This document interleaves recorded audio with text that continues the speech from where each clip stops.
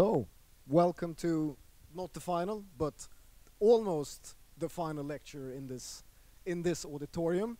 Thank you for staying with us the whole weekend. Thank you for coming here. As someone who's been with Paradox for quite a while, we very much appreciate you. We love you, hopefully as much as you love us. I'm going to let you two fine gentlemen introduce yourselves, because you can do that way better than I can.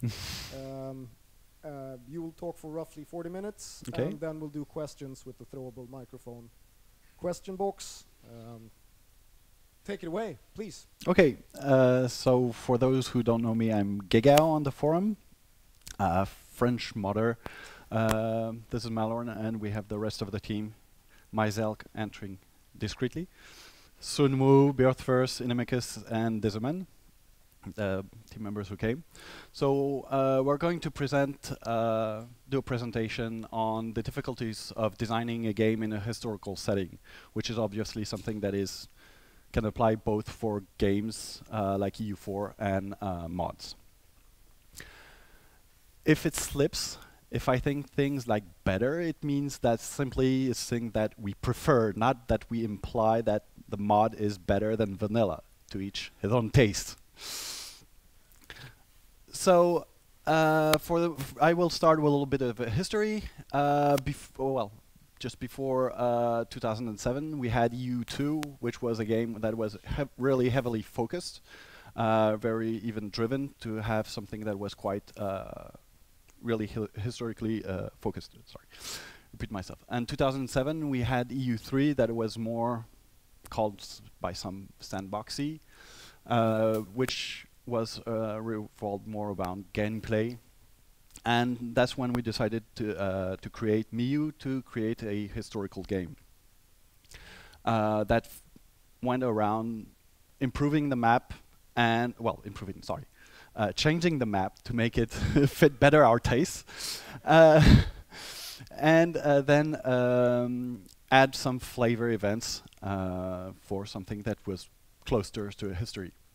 In 2011, Luke created Death and Taxes, which was another mod which wanted to increase the history in the game, but working more with mechanics. In 2013, they released EU4, and we decided to collaborate on EU4, merging the two mods, creating MEIOU and Taxes. Unfortunately, Luke had university requirements and left the team, but the team grew.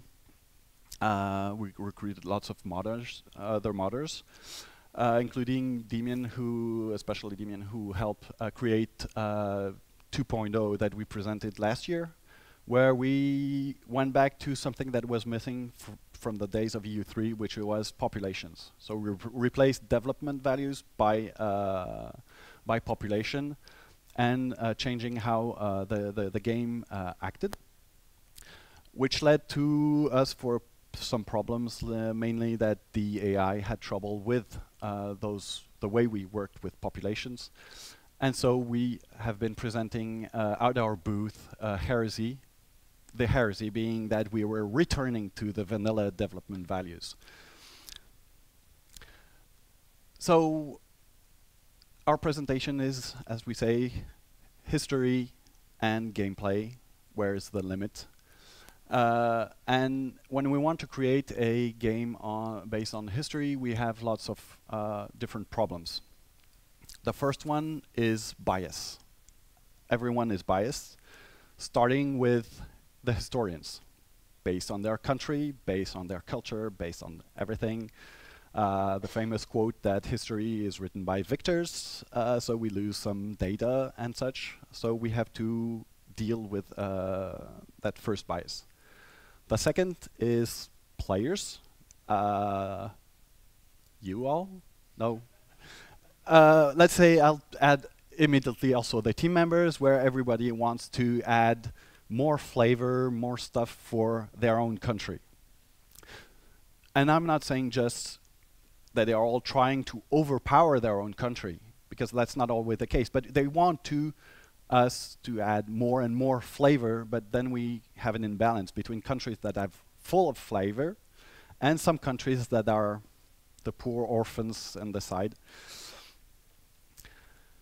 Then we have the maps. I took one of the, not the worst examples of maps that we can find, but when we want to work, for example, here to add Siberian nations, we have to deal with, well, a map in Russian, and that's not a language I understand at all. And we have lack of, it's not a very specific map. The borders are quite vague. We can say, okay, based on the river, maybe the terrain a bit, but it's very vague, a very vague map. And it's the problem that we have with in lots of regions, especially in regions where people were more not sedentary, moving, or nomads, or which borders was not easily defined, like, for example, in Russia. Then we have the problem of flags. We've had a number of discussions in the team over the years about, okay, do we put coat of arms or flags? Because for some nations we have coat of arms, for sometimes we have only flags or nothing. I will be dealing with that a little later. But it would be nice to have only coat of arms or only flags, with the added problems of flags or coat of arms evolving over time. Tonight mentioned Spain that changes during the 500 years of history. For lots of nations, we have the problem of the absence of sources, mainly, for example, in remote areas like Africa.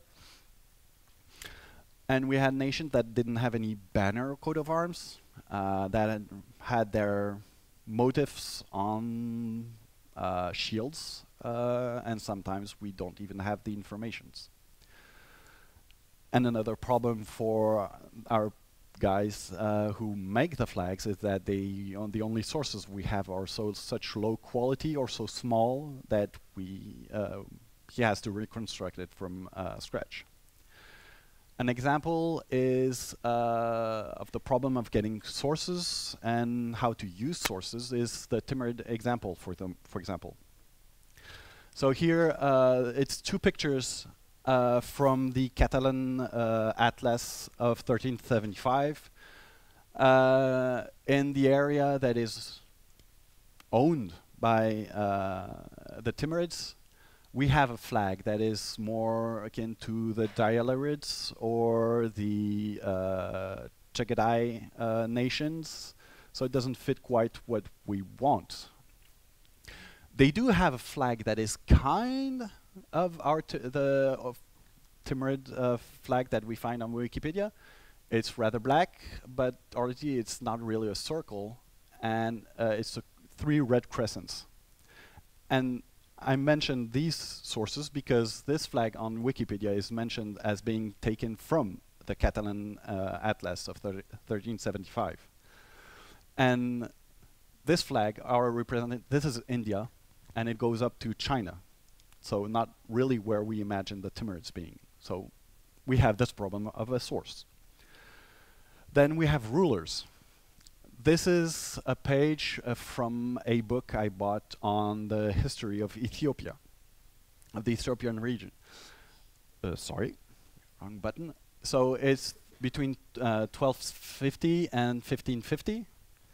And we see that we are missing a large number of rulers. So if we want to have a historical setup, we have to deal with absent kings or queens.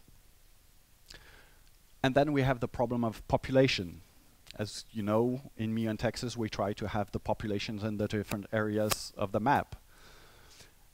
This is a table from a book on European populations. So it's vague general data. And already we see that we have 3 authors and 3 different population levels for each year taken in account. And this is something that we have all the time.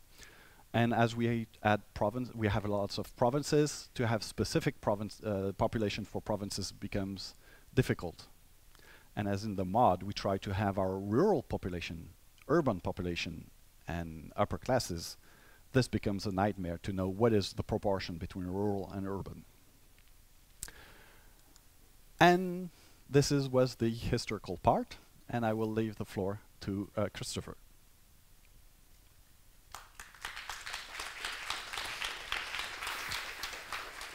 Thank you. Mic me on, people. Ooh, wow, I'm loud. This is cool. Okay, so we're going to start off on what does a game need, and this is general. This is pretty much any game, but especially ours. What do you need? First, you need understandable systems. You need the basic idea that the system has to be understandable to, I won't say any player, but certainly the average player. You can't know what's going on otherwise. You have to know, there's an army, it goes places, there's population, they grow, there's money you get. All these systems have to be perceivable, exposed, available to you to decipher and to figure out how does this work, what are the inputs. You don't want to have all the inputs hidden away somewhere, obviously. And then, of course, you need to understand them, and you need to influence them. It has to be a game. You have to actually be able to do something. Otherwise, you're like, oh, this is a wonderful history simulator. It's so stimulating. Wow, look at that. They're moving around. You have to become modders to actually enjoy that. So, this is the tension, because we just talked a lot about history. So the question is, why do we need history then? Why not just, it's a game, let's just have fun. And there are games like that. Stellaris, great game like that. But history has advantages. First, it's a grounding in reality. It brings things home. You don't all suddenly get into space at the same time, which is a great start for Stellaris, but it's interesting to start where people were. There's a history that happened before this that created historical outcomes prior to the player showing up, as if the player just suddenly stepped into the shoes of history, as if sort of like if you took over a game that was already going on almost. And then we get asymmetry and variety. Again, there are a lot of nations in Europe of Stellaris, and even more in ours. You can play very different places, very different enemies, very different foes. They will do different things. And you can be small, you can be huge. I mean, we all know that Ireland versus England is a very fair matchup. Very fair, very, very, very equal. And of course, there's a personal connection. We all came from somewhere. And we all have our favorites, even if we didn't come from there. I mean, I love Ethiopia, I'm not Ethiopian. I love Ireland, and, a long time ago, I probably was Irish at some point. And of course, France.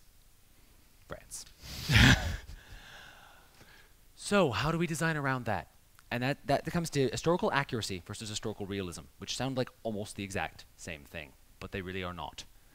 First, why does historical accuracy not work? Because we want a game. We want, again, change, interaction. History can't just play out over and over. I mean, we can make events that do that. Believe me, we can. We can be like, oh, yep, and that annexed there automatically. We have the research for it.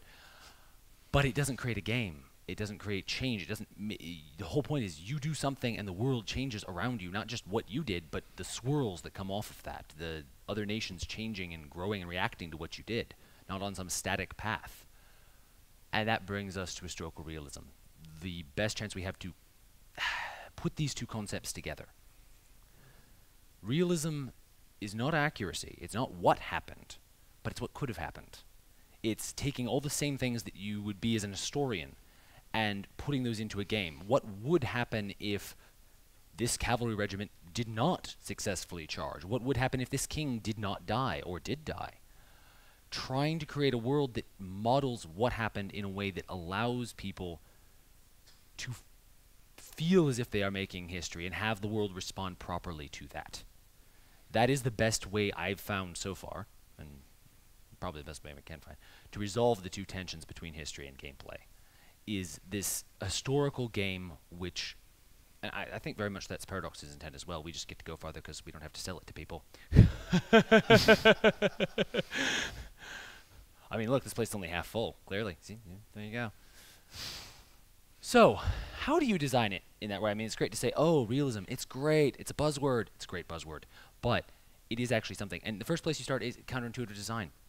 Sometimes to get what you want, you have to literally do the opposite of what you would ever expect that to happen. And there's going to be some examples of that. Don't worry, I'm not just going to say it. I'm going to actually show you where it happened. And that can be challenging to do properly. But I call it ignoring the trees for the forest. As some of you who know English idiom, which is not everybody, knows there's the concept of you ignore the forest for the trees, or you miss the forest for the trees. Exactly. This is the exact opposite of this. And you look at the forest. It's very easy to look at one tree and say, oh, well, that tree's not straight. We'll make it straight. We'll make this other tree straight. We'll make this other tree straight. And then very soon you don't have a forest, you have a park. And you have to actually look at the shape of the forest, because the shape of the forest is created by those trees not being straight and not growing into each other in ways that are not particularly immediately. They don't look good if you take the tree by itself. You don't want to have a tree in the middle of the park that's going. And that's results-based design, basically. And notice results tab, and outcomes is going to come. But results-based design is basically look at what you want to have happen rather than what you want to put into it. Because we do know what we want to have happen. We want to have historical outcomes. We want to have people go to war, fight wars in relatively historically likely ways. You want nations to be looted, to be traumatized, to die of plagues. I sound so enthusiastic here. Plagues! Yeah! Woo! It's very exciting when bad things happen. But building around the results allows us to find paths that we probably would have overlooked. And it's somewhat experimental. And we're going to go through some examples of how that experimentation actually happened in our particular systems. In fact, new systems, mostly. Ones that you guys haven't even played with unless you're playing right now, like right now. So, trade. Trade is a challenging system, and it's been a challenging system, I think, for vanilla, and it's a very challenging system for us. And the major and I'm going to go over the flaws of our system. We're not going to talk about vanilla system because it's not really fair. It's a totally different situation. Our flaws are pretty unique to us. They were created by, I want to call it factualism almost. Someone would come and say, but this trader went here at this time. We have to have a trade route there. This other trader went here at this time. We have to have a trade route there. And, well, pretty soon, traders went everywhere. I mean, pretty soon you end up with, oh, well, now we have to decide whose trader makes the route. And that's going to get into some nasty arguments, but it's also not going to create a very good system. And the reason that that's hard is it's a static setup. The trade nodes don't change. They can't. The paths between them don't change. The amount of trade going through them does. But we have to create something at the beginning of the game that will handle it 500 years later. Hey, get in here. Seriously, we welcome everyone coming in, though, really. We know. There's a lot to do out there. The static setup is very limiting, and I probably speak beyond my right, but I'm guessing even some Paradox devs have been like, this is hard to work with. That definitely, they work with that very much and try to get it working. We did the same. We unfortunately had a lot more provinces and a lot more trade nodes. So, what do we want? We don't want a foregone conclusion. But wait a minute, it's Europe over Stellaris. It's Europe. It's in the name. You want Europe to win, right? I'm sure everybody here wants Europe to win when they play, right? Everybody? No, nobody? Oh, man. That hurts. It hurts. We got one guy. One honest guy. Yeah.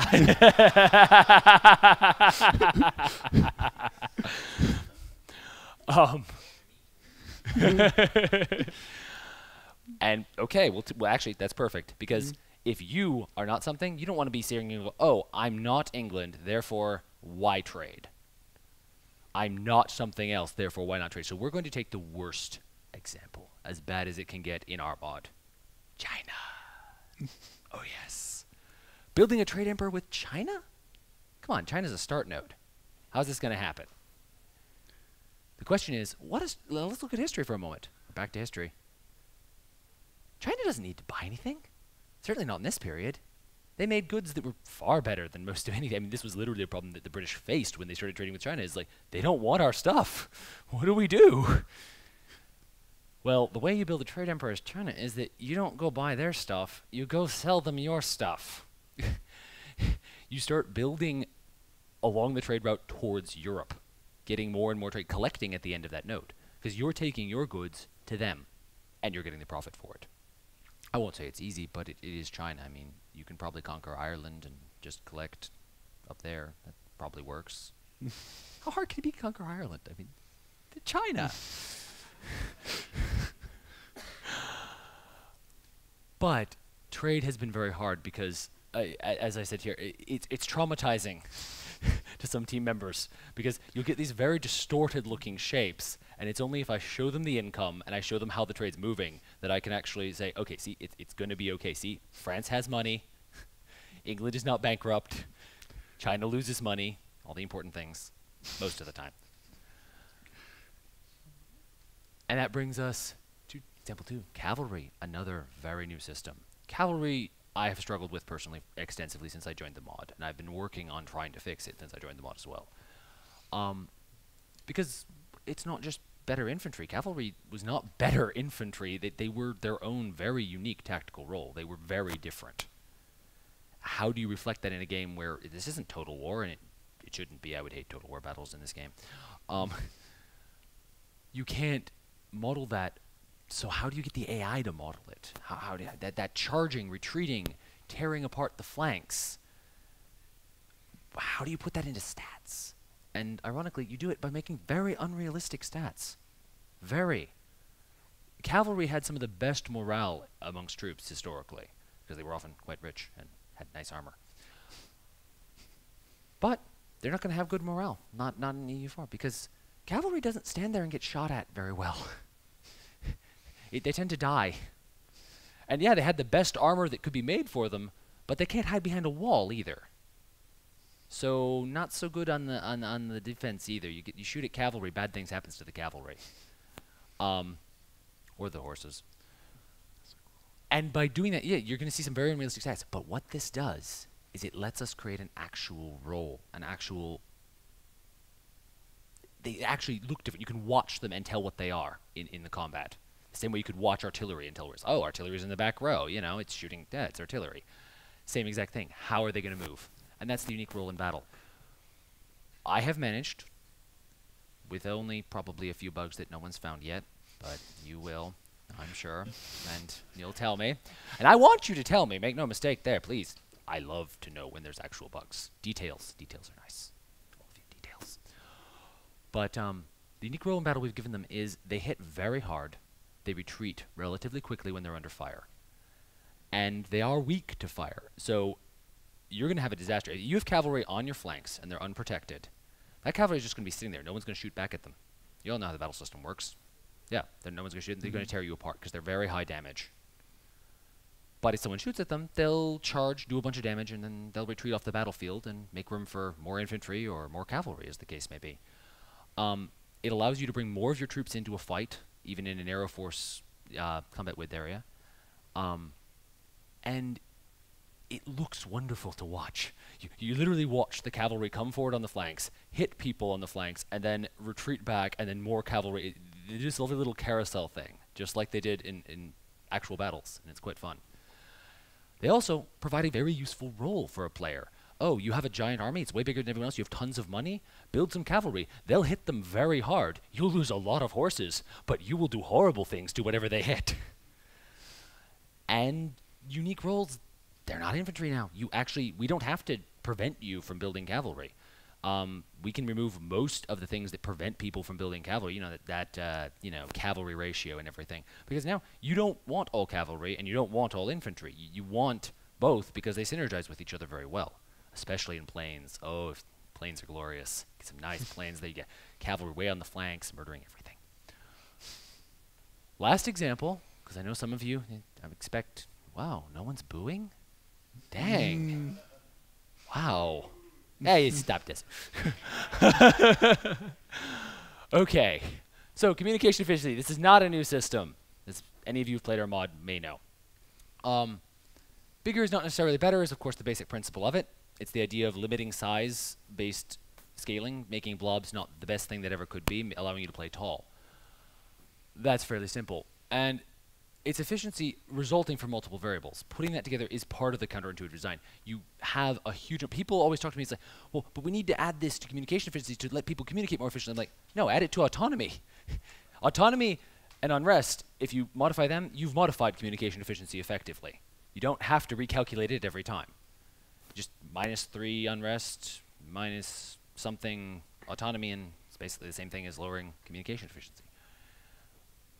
And that the whole point of it is, of course, to make unrest relevant. You can have a spectrum between your whole empire is rebelling at the exact same time because the unrest ticked above 1, and everything's fine. It's great. It's -1. It's great. This allows the edges of your empire to rebel much more, and the center of your empire to be far more peaceful, far more likely to be reasonable, and of course for you to get far more money. It means, hey, put your capital somewhere nice. You can get the money out of them. And of course, wide versus tall. Mentioned it up there, mentioned here. We want viable playstyles. The entire point of my job is to give as many possible playstyles. People say, I take everything away from them, and I do. I nerf things into the ground. People say, this is so cool. I'm like, that's great, it's gone now. Nope, nope. But I'm doing that because once someone finds an optimal playstyle, and it takes a lot of talent to do, I'm actually very respectful of someone about 6 months ago broke the heck out of trade. I mean, broke it bad. Broke it to the point where they broke the economy doing it. I think got an overflow variable. And he went through with me step by step how he did it, and that let me fix it. And I like him. That took a lot of talent for him to do, and he actually told me about it. Rather than be like, this is my secret strategy for victory. I want to give options, because anytime that one option becomes the only real viable option, what are all of you going to do? You're gamers. You're going to take the best option. Or you're going to role play, and then everyone will be like, he's no good, he's role playing.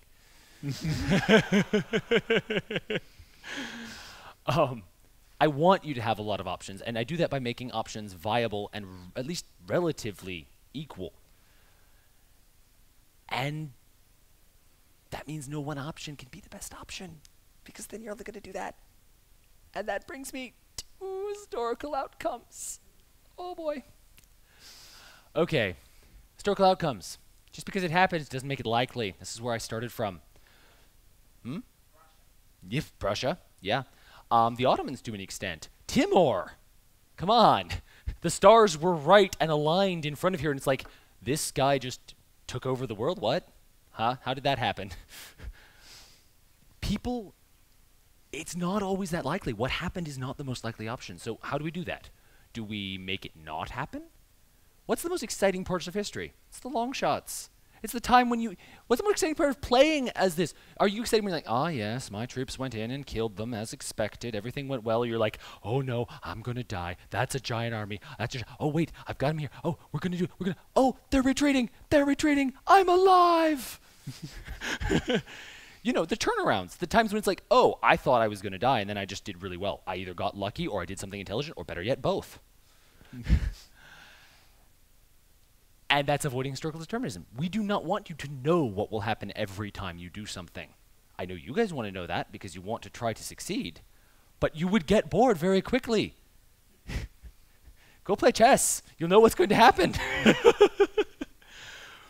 We want you to go in here and go, okay, I think I know what might happen, but a lot of other things could happen based on what other idea. We've all been in that moment when it's like, oh, this war is going very well, and then, pop, wait, who declared war on me? Oh no. And your army's way over there in a siege. Well, you either rage quit or you do really well. I mean, you know, it's personal preferences. But or you go down valiantly, like Poland.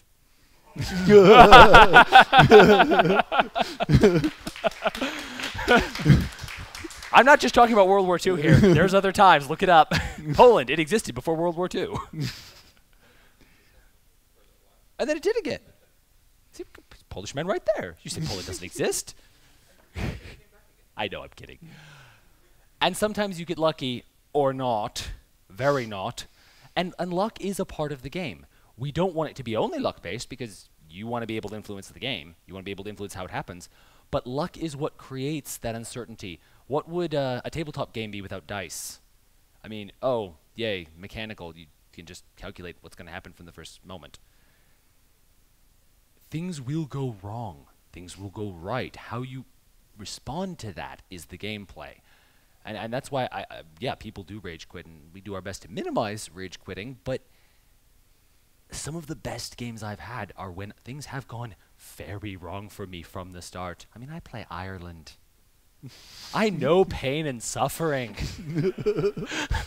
And even I'm, it's like, okay, even knowing every mechanic, it's like, yeah, 1 out of 3 games is Ireland. You kind of have to get lucky. A little bit lucky.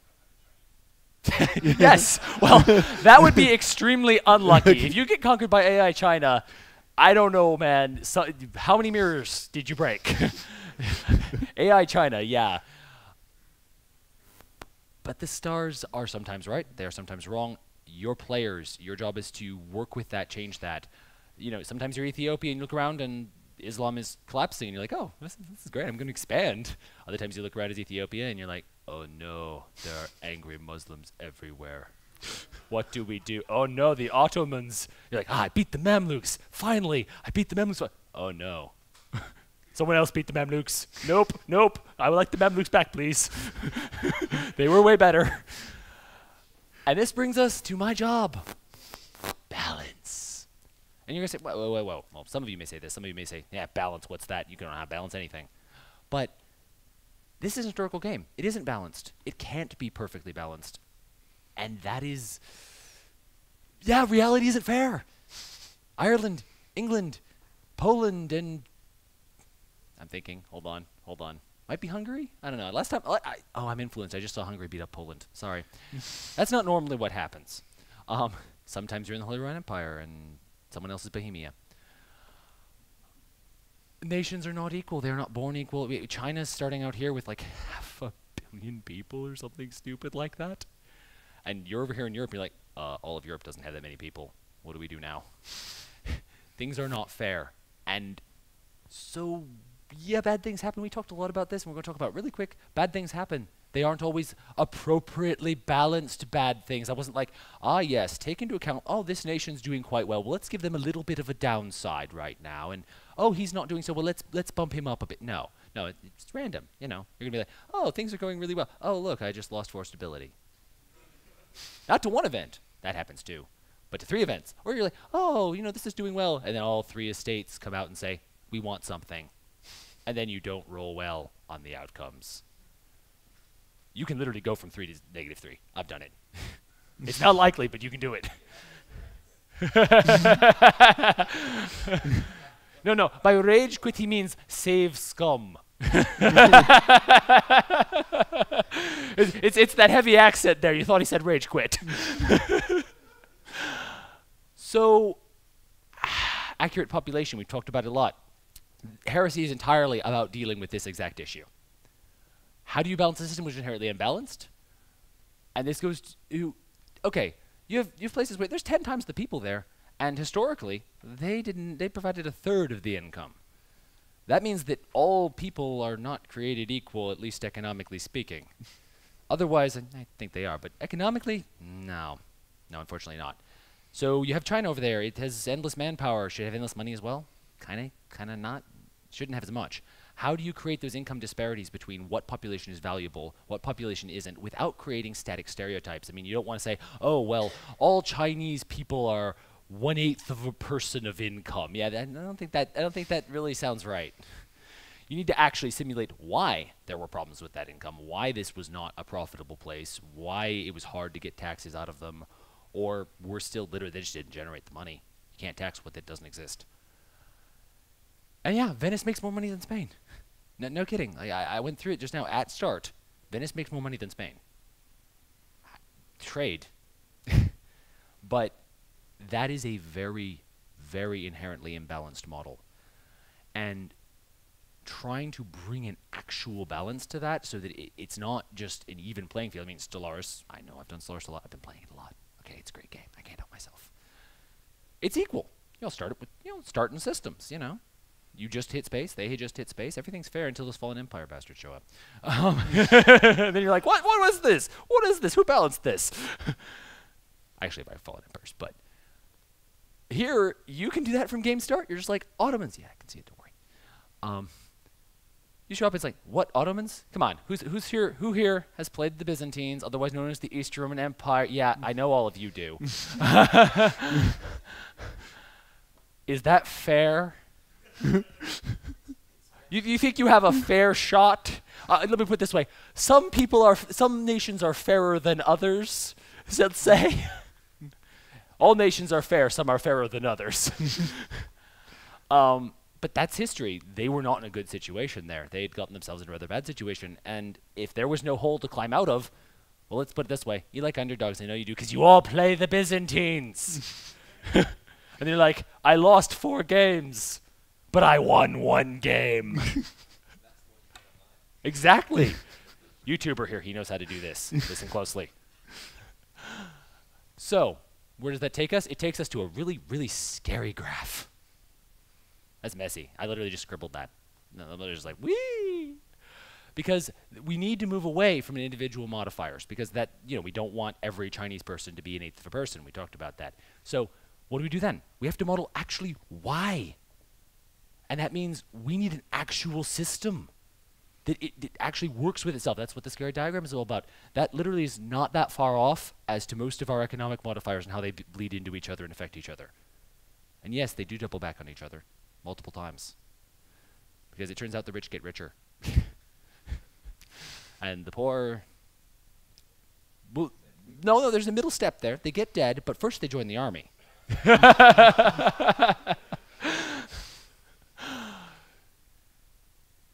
Yeah, we're just going to pretend this graph didn't happen. It's very scary. Don't worry. The game, you never have to see this in the game. It's okay. It's okay. Only I have to see it. And that takes us back to historical realism. You lead yourself back to historical reality. If you do it right, history will repeat itself without us nudging it or pushing it. A lot of times it'll just do it because you have all the things modeled, you have everything put together, and then it will just start happening.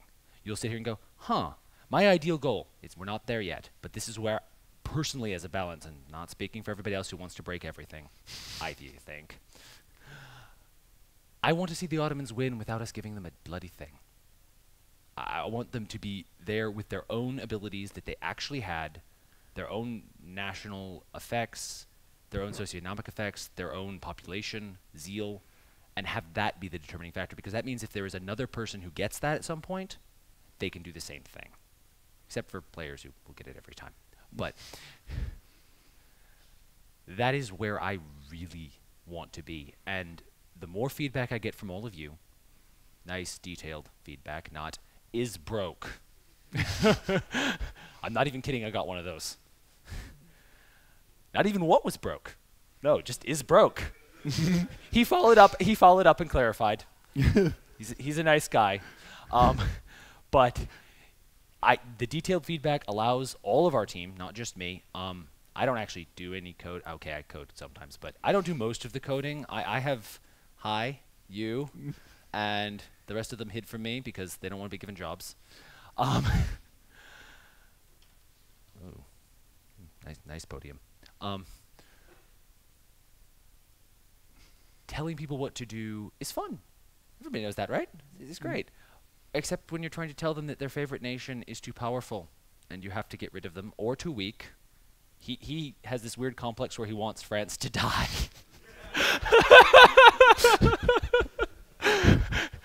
See, with most people, I have to be like, it's your favorite nation, that's great, but I have to nerf the heck out of it. Sorry, it's how it goes. With him, I'm like, we need to stop.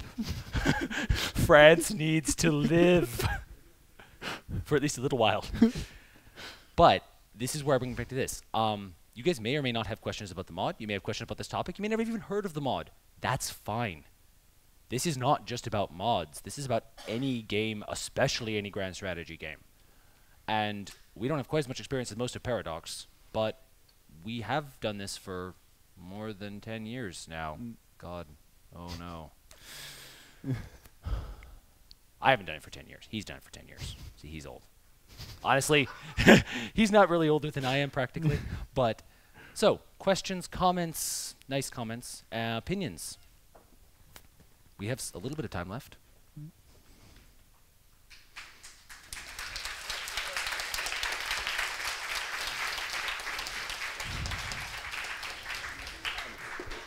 We do have roughly 10 minutes for questions, so let's start here and then continue to you. Okay. Hey, thank you for your presentation. There was facts about realism and cavalry, so I thought about this little known fact that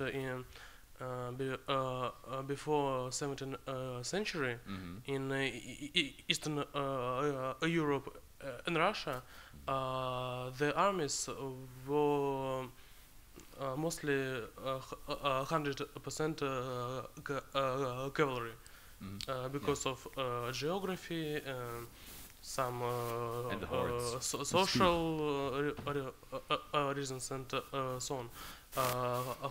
How do you think? Is it possible to model such things?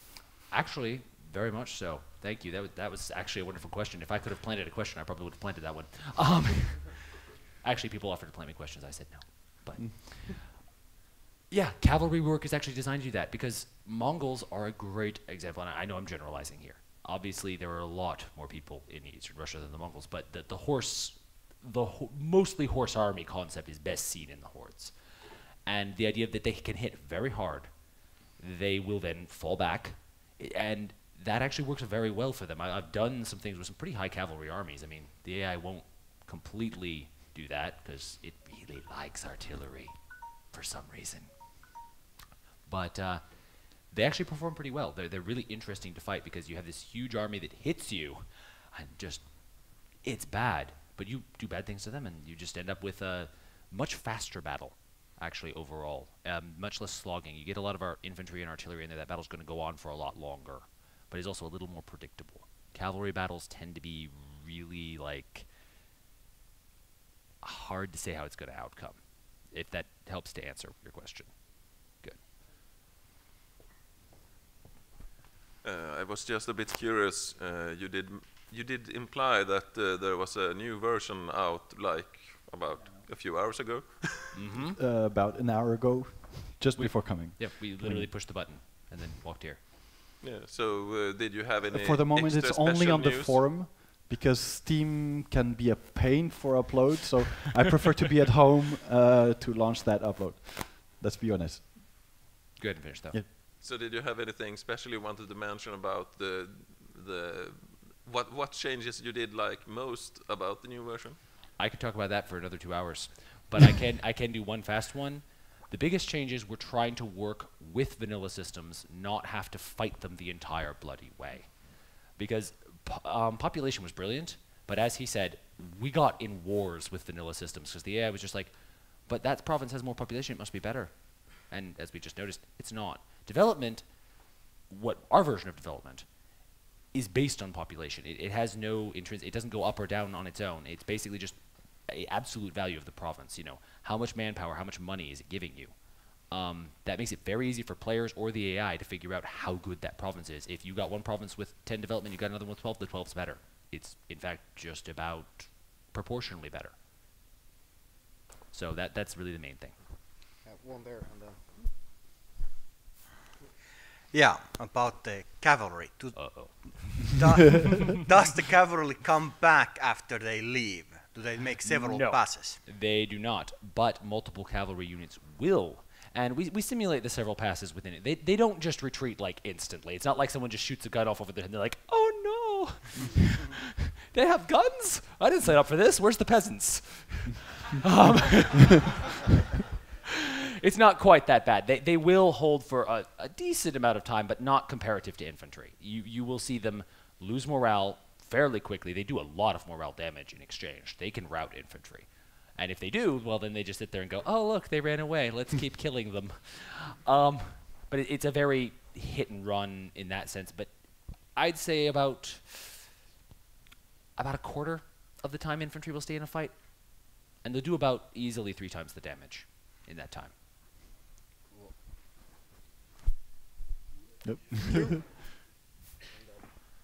So talking about cavalry again. Oh, good God, it's popular. Yeah, I mean cavalry was popular, but so you were mentioning about the cavalry, the way they fought, but there are like lots of different kinds of cavalry. So you've got horse archers who fought in a completely different way, yet you've still got both chevauchés and horse archers in the game at the same time. How do you kind of Well, the difference? partially in their stats. For example, we also have fire cavalry. They're cavalry who walked around, got off their horses, and started shooting people with rifles. I mean, that's a thing. And we can reflect that in the stats of the units you choose. And we do to an extent. But actually, cavalry is pretty universal in that. I mean, even if you go back to chariots, if the chariot stops, it dies. And with cavalry, that's all of it. You're exchanging everything for this tremendous mobility and force behind what you do. I can't really think of cavalry tactics where we all just stood around and, you know, poked at the other person if they had any choice in the matter. Good example, the Battle of the Golden Spurs that French lost badly to Flemish militias. Don't charge your own infantry, guys. And no, we do not have a feature where they charge their own infantry. We thought that was bad.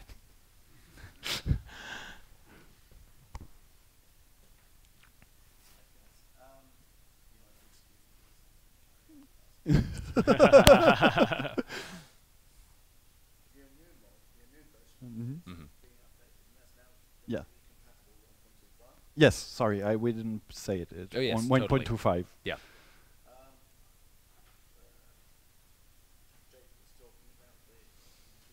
Yeah.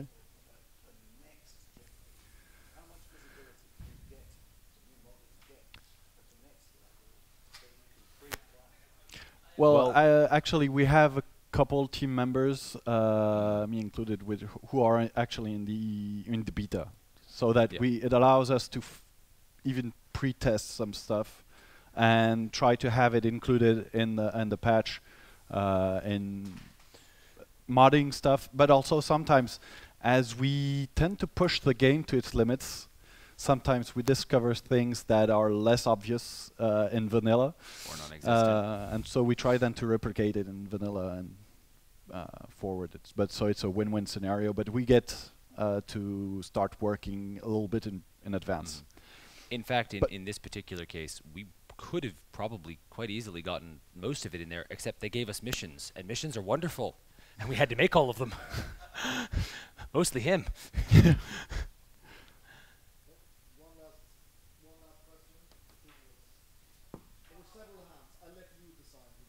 Okay, everybody with questions, hands up. I'm going to randomly choose here.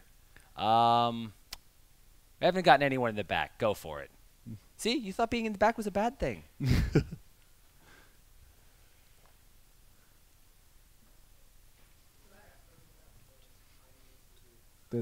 Let's do this instead. Non-throwable.